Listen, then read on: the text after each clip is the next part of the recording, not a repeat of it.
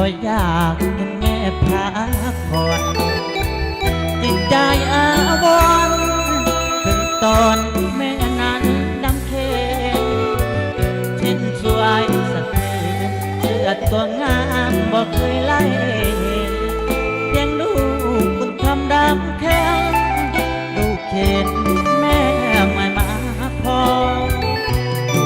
ก็โทษรักรอให้แม่ทุกอย่างทำงานรับจ้างหาทางสร้างพันบันโดได้เงินบัดใดจะต่อให้แม่ต้องขอส่งมาเดือนมารอคงก็ให้แม่สบายผ้าชิ้นพื้นใหม่ทุกใจซื้อมาสาหน่อยอาหารอร่อยทุกปรากแม่อย่าห้ามใจงานหนักงานเบาดังถ้าเขาทำแทนก็ได้เก็บแรงไม่ก็ทุกสายในวันที่กลับคืนมาลูกทำงานหนักเพราะอยากเห็นแม่พักผ่อน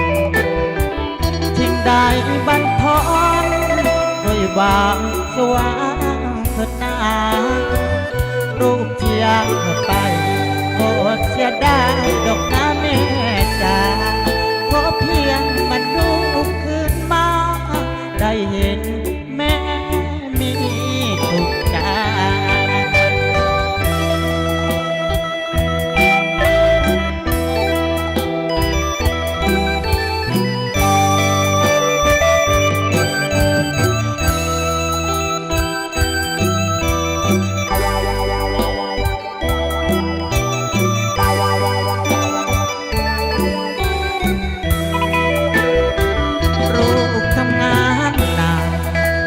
อยากเป็นแม่พักผ่อน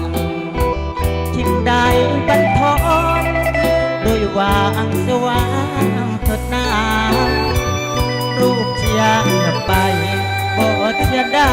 ดอกน้าแม่จ๋าขอเพียงบรรลุคืนมาได้เห็น